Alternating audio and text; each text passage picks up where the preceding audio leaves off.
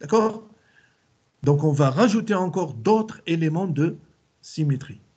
En plus de ça, il faut tenir compte du mode de réseau, parce qu'on va travailler dans un réseau.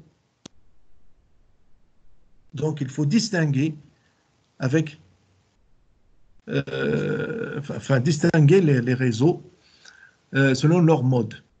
Est-ce que c'est un réseau primitif, ou bien est-ce que c'est un réseau centré, ou bien est-ce que c'est un réseau à face centrée, etc. D'accord?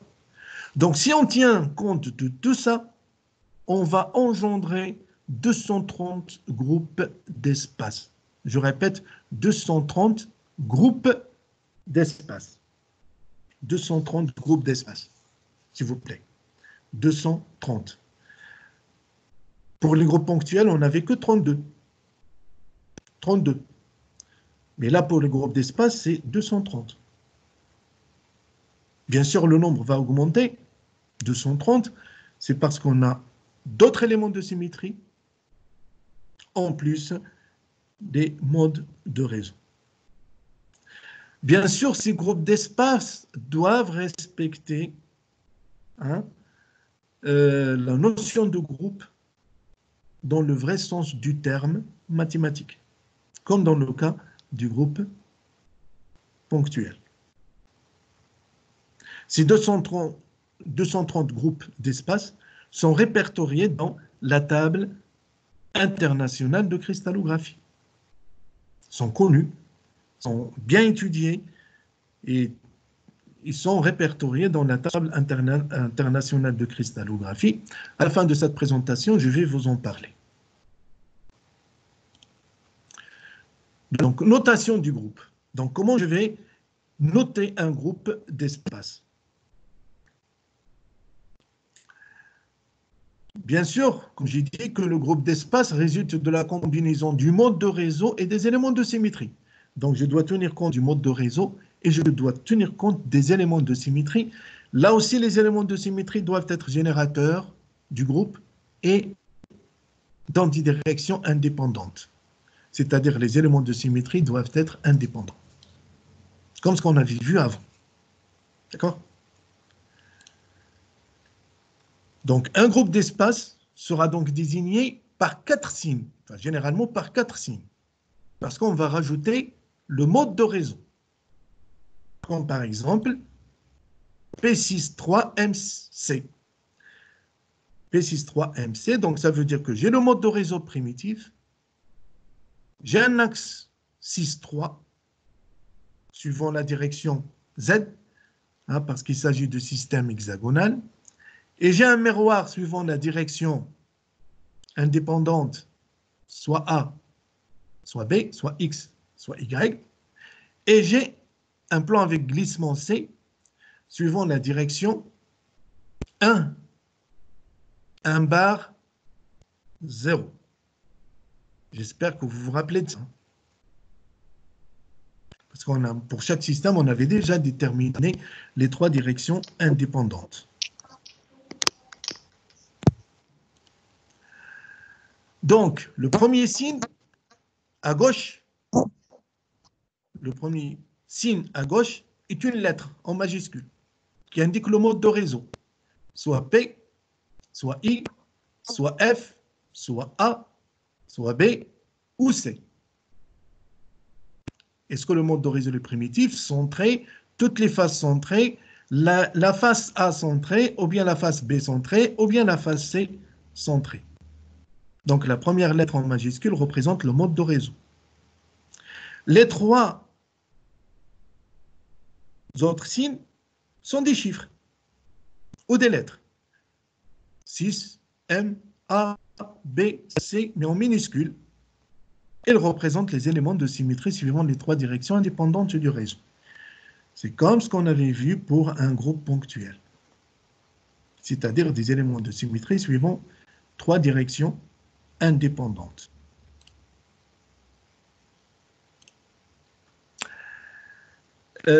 Comment on représente un groupe d'espace?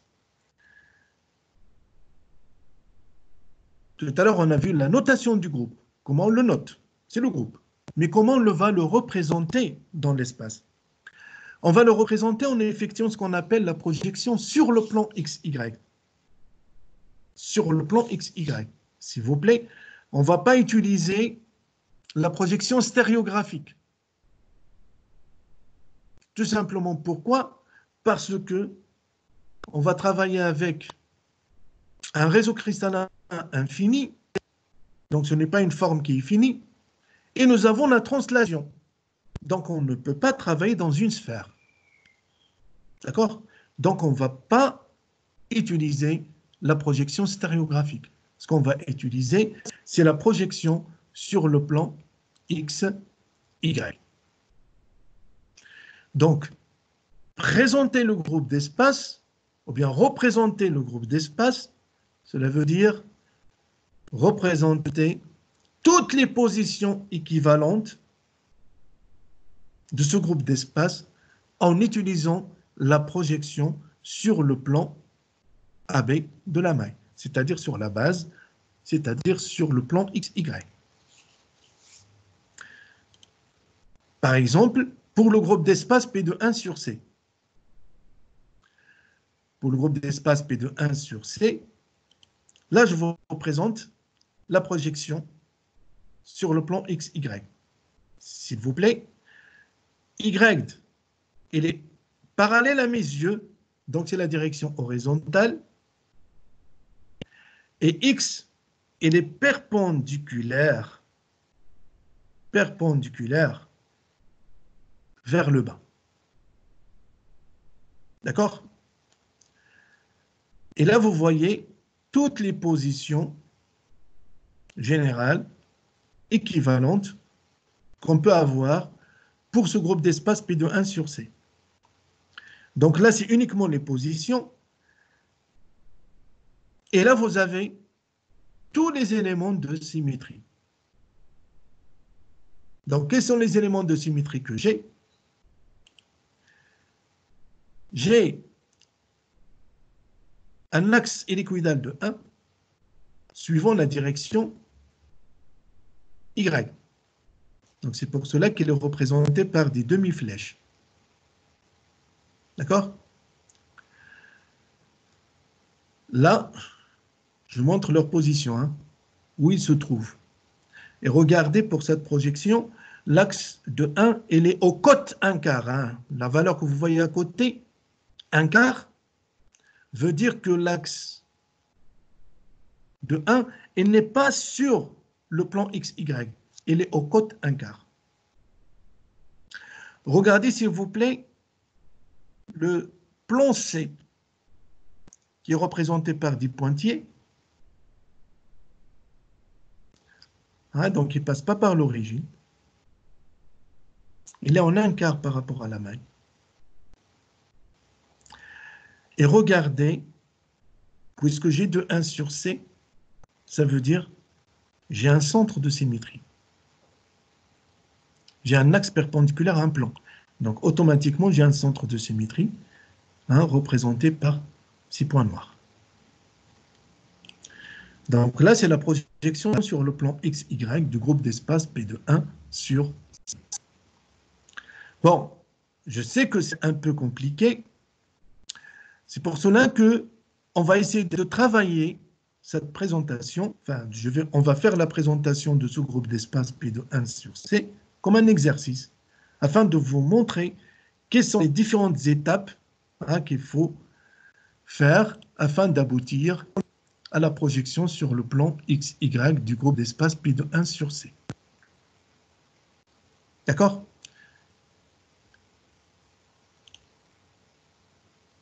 Première chose à faire, avant de commencer la projection stéréographique, j'ai le groupe d'espace. Il s'agit du groupe P de 1 sur C. Je dois savoir le système avant de commencer la projection. Je dois connaître le système. Et pour connaître le système, c'est facile. Je dois déterminer le groupe ponctuel de symétrie, je répète, le groupe ponctuel qui correspond à ce groupe d'espace P de 1 sur C. Donc, pour trouver le groupe ponctuel de symétrie, qu'est-ce que je vais faire? Je vais enlever le mode de réseau et je vais enlever les translations. Donc, j'enlève la lettre P. Et si j'enlève la translation, l'axe de 1, il devient 2. Et le plan avec glissement C devient M. Donc, j'aurai le groupe ponctuel 2 sur M. Et si vous avez 2 sur M, vous savez bien qu'il s'agit d'un système monoclinique. Normalement, vous devriez savoir de quel système il s'agit. Il s'agit du système monoclinique, 2 sur M. J'ai un axe 2 perpendiculaire à un miroir. Et si j'ai un axe 2 perpendiculaire à un miroir, quels sont l'ensemble des éléments de symétrie que je vais avoir? Je vais avoir aussi un centre de symétrie. Donc, pour le système monoclinique, on sait que A différent de B, différent de C. L'angle alpha égale à gamma, s'il vous plaît. Gamma égale à pi sur 2. Généralement, on prend bêta différent de pi sur 2, comme ce qu'on avait vu avant. Donc, si c'est bêta qui est différent de pi sur 2, ça veut dire que gamma, elle est égale à pi sur 2. Ça veut dire que la base, sur le plan XY, la base, comment elle est? Elle est rectangulaire. Se forme d'un rectangle, puisque j'ai A différent de B. Avec un angle B, gamma qui est égal à pi sur 2. Les éléments de symétrie, ils sont dans quelle direction? Ah, ça, on l'avait déjà vu. L'axe 2, il doit être perpendiculaire à l'angle qui est différent de pi sur 2. Perpendiculaire à l'angle qui est différent de pi sur 2. Donc, ça veut dire que les éléments de symétrie vont être suivant la direction qui est perpendiculaire, d'accord? Perpendiculaire à l'angle bêta. Donc, ils vont être suivant la direction Y. Suivant la direction Y. L'axe de 1, il est suivant Y. Et le plan C, il est perpendiculaire à l'axe de 1. Donc, il va être parallèle au plan AC. C'est-à-dire X, Z. Donc, avant de commencer la projection, je dois connaître ça. D'accord? Je dois connaître tout ça. Ensuite, je commence à établir la projection des éléments de symétrie. Je mets d'abord les éléments de symétrie que j'ai. Donc, la base, elle est rectangulaire. J'ai un. Donc, je vais le mettre suivant la direction Y. Pour le moment, je ne vais pas trop me casser la tête. Et suivant Y. Donc, je vais le mettre suivant Y.